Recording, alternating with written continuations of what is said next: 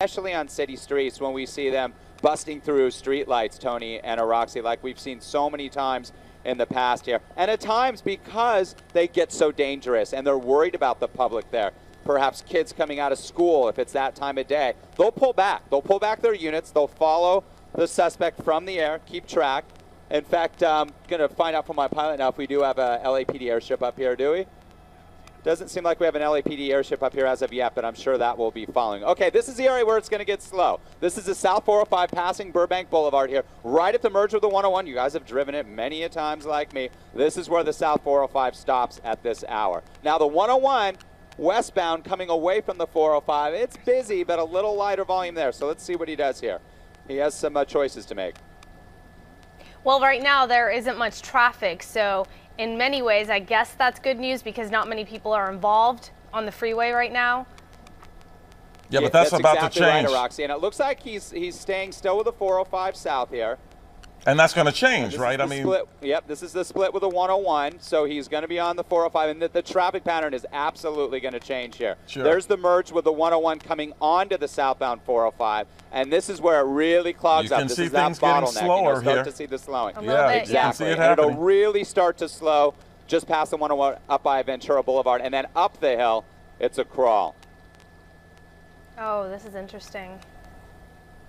So this is where he's gonna run into some problems slowing down. He's gonna probably get we'll see if he gets a little bit more reckless in terms of trying to meander in and out of traffic. He's in the carpool lane now, which the volume is lighter here. And I'll tell you what, the 405 southbound, even though it is slowing and it's a bit busy, not as heavy as it could be. So it looks like he can still keep moving, maybe only at about 10 or 15 miles an hour in pockets, but not at the 75, 80 miles an hour that he was going on the South 405 coming away from the 118 like he was just a few minutes ago. Although with his taking the carpool lane, he seems to have given himself a lot more room to maneuver. That's exactly right. And looking up ahead, it looks like the carpool lane stays a bit light. Where it really looks like it crunches up just before Mulholland. That's where it looks like all lanes are moving at about 10 or 15 miles per hour. But he's staying with the 405, and he really doesn't have much in the way of choices now except to stay on the 405 freeway all the way to the west side on the other side of the hill. All right, I can see the driver now. It looks like he's playing with some stuff inside, I don't know, a shirt or something inside the car there. I still can't tell if there's anybody with him, a passenger or anybody in the back seat. Again, answering your question, Roxy, it looks like definitely like an older model SUV here. You could see the water damage, the rust perhaps on top of the SUV. Yeah, it's much more clear right now. Yeah, it definitely is an older model car. It looks, I don't know, Rick, it kind of looks like he has a passenger with him. Yeah, it looks like there could be. You're right. I'm trying to get a better look as well from the little monitor that I have up here. The one thing we do know, Rick, the one thing we do know that police don't know is whether this guy might be armed, and you have to treat this as if this is, this guy is an armed suspect. You're absolutely right. Is everybody who runs like this, who does not listen to officers, this guy had the opportunity to pull over. They lit him up. They told him to pull over. He chose not to. All right, this is the area I was talking about, coming up towards the top of the pass here, up by the Mulholland Bridge, under construction, as we've been telling you guys about over the last several months. This is where traffic really slows. So now he's forced to slow down as well. There is an LAPD helicopter up here following as well. There's a CHP unit trailing. This started in the LAPD jurisdiction of the San Fernando Valley. And to reset this, it started at about 10:10 this morning as a stolen car at Magnolia. Okay, now he swerved across lanes there, back into the carpool lane. And again, this kind of erratic driving just makes it all the more dangerous. And if people are going to ask, all right, what about a spike strip or the pit maneuver? You just can't do it in this type of traffic. You don't have enough warning. You don't have an open freeway here. If you attempt a pit maneuver here, you could throw that car into somebody else and injure them. Ooh. Southbound 405, right at the top of the pass here. Mulholland now going to make the drive down the hill towards the Brentwood, Bel Air, West LA side of the hill here, and the traffic picks up a little bit coming down the hill again. Again, this is not a bad drive for Wednesday this time of morning, and I typically get on the 405 by about 11 o'clock coming back from Van Nuys, and it's usually a lot busier than this, so this guy has it a bit lighter than usual. And usually with these types of cases, they end up going to a neighborhood or an area they're familiar with. Of course, at this point, we don't know where he's going. Maybe he doesn't even know where he's going. But oftentimes when you've dealt with these kind of stories, Rick, that's what ends up happening, right? That's exactly right. Yeah, they like to go where they're comfortable with, what they're comfortable with. And that is, areas that they know. They'll go back into a neighborhood here. We're seeing some activity, some other activity to the north of us, and trying to figure out if there's a separate scene here, if something else happened here. But we're staying on this SUV that's being pursued by CHP officers, starting in the San Fernando Valley here, in the carpool lane, having to slow down to about 10, 15 miles an hour at times. Now he's going at about 35, 40 miles an hour. Which is considerably slower than what he was traveling, and it's just because we are now seeing a larger volume of traffic. It's just all about the volume. Now, once he hits about Sunset, it's going to open up again. The traffic volume gets a little bit lighter. He'll be able to pick up speeds there, and then he'll have a lot of options to get off the freeway, maybe at Sunset, Wilshire, Santa Monica, pick up the 10, go west towards Santa Monica, or east back towards downtown Los Angeles. I'm gonna hold off with you guys for just a minute. You guys pick this up. I'm gonna get some information here about something else that we're watching here. I'll pick it up with you guys in just a second. Okay. All right, and we will recap what we're seeing here. Basically, this is a pursuit that started, we believe this is a stolen SUV. It started at Magnolia and Van Nuys. Police saw this SUV, realized that it was possibly reported as stolen, tried to get the guy to stop, and he would not stop, and that pursuit has been going on since then. About 10 minutes after 10 is when we became aware of the pursuit, so it's been going on almost half an hour now, which means it is an extremely dangerous situation. This guy is now on the 405 freeway. It's going to be interesting to see what happens. He's been traveling at speeds of 70 miles an hour at his fastest, and has had to slow down periodically because of the increasing volume of traffic here on the 405 freeway, which I'm sure anybody who's traveled on the 405 freeway is especially familiar with. And he's coming up on Getty Center now, guys. So we're almost down the hill, Getty Center, and then Sunset here, and that's where I see the freeway really open up. You can pick speeds up to 55, 65 miles an hour as you make your way south down the 405 towards the 10. But now he has some ramps. I mean, he could have tried to exit up there at the top of the pass, but probably not a wise choice. I think he wants to make his way into an area where he has more choices and he can evade police. At least that's what he's thinking. And that's what he's trying to do here. People continually ask, why do they do this? Well, they're delaying going to jail. We don't know what this guy's wanted for. He could have a long criminal record here. He could be a three-striker. Bottom line is that he's trying to evade police. They're trying to catch up to him. They've given him multiple chances to pull him over. And as you can see, speeds are picking up now as we make our way out of the Sepulveda Pass into West Los Angeles. And it looked as though one officer was trying to do something there as he pulled up alongside of him. Yeah, I think he's trying to squeeze him here a little bit. He's, again, very, kind of a sketchy thing to do here with this type of volume. But these guys are highly trained. They know what they're doing. They're looking for an opportunity to end this and end it safely. And quickly. Now, they don't have an opportunity to lay down a strip to flatten his tires, obviously, here. In an area where the freeway isn't as congested, perhaps outside of LA, during commute hours, when we don't have the peak commute type of traffic, they try those types of maneuvers. That's Sunset, by the way. We just went underneath Sunset Boulevard, southbound side of the 405 here, coming through West LA now. And you keep... Okay, here he comes up against him. Yeah.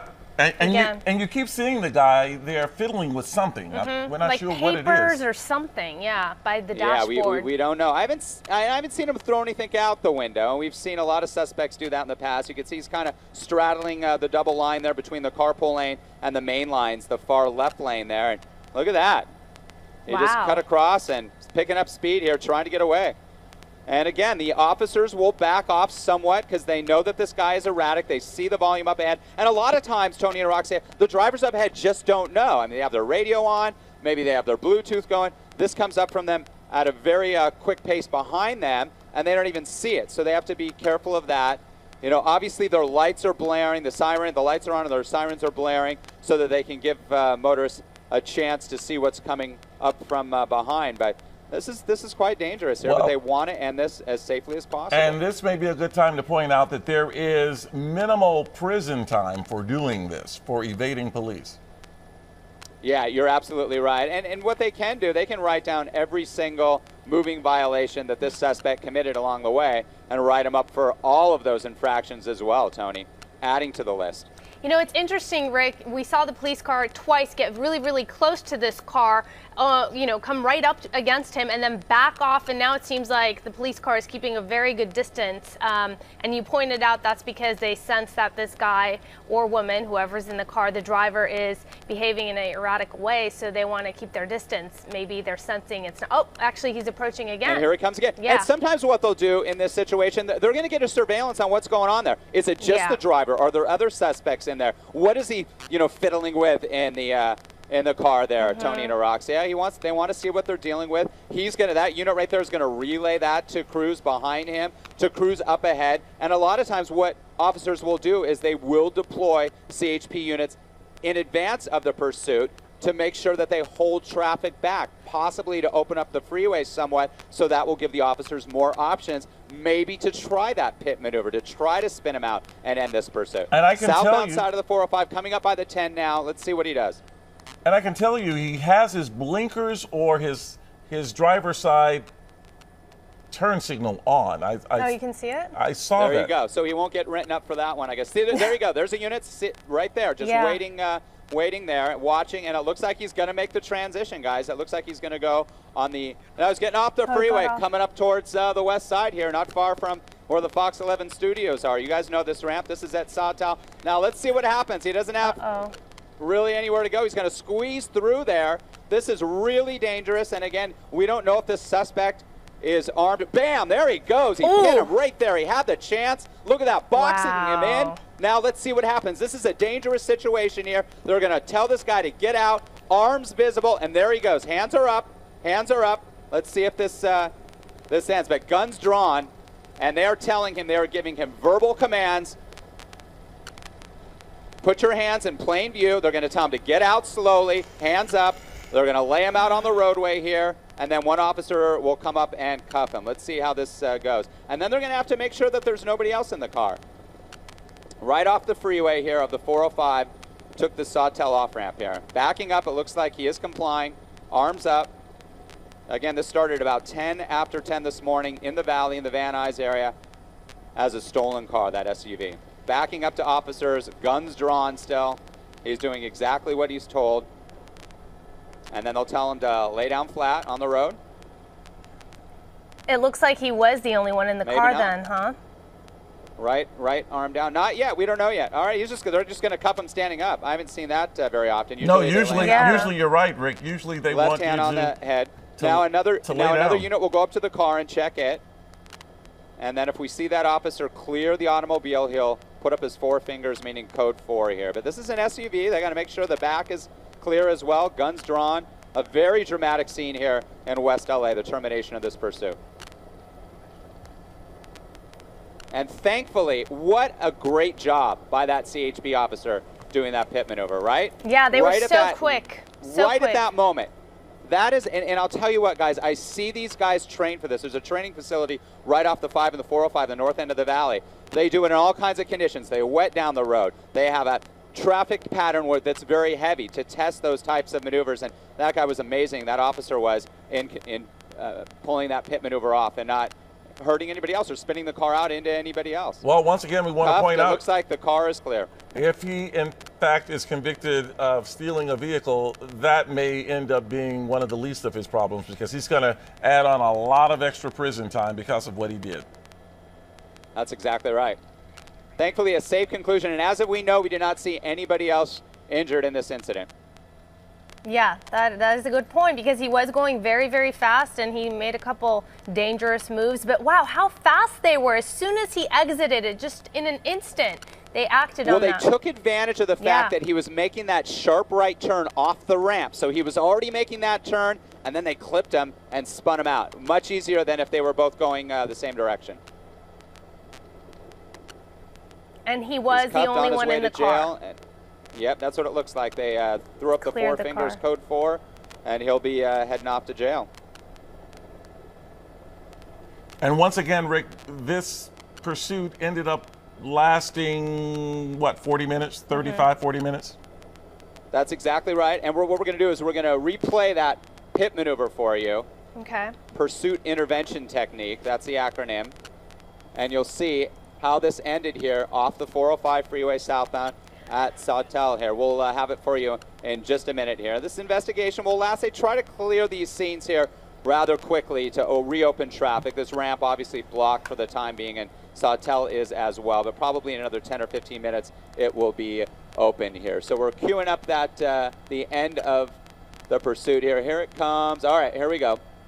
All right, we're going to cue this up, and here it goes. This is the off ramp. Here's the sharp ramp. Very tight, busy traffic red light here. And then he tries to make the right turn or the northbound turn here, and that's when the off. Watch this. Look at this. My chance. Bam. Good. And he even avoided that white pickup truck.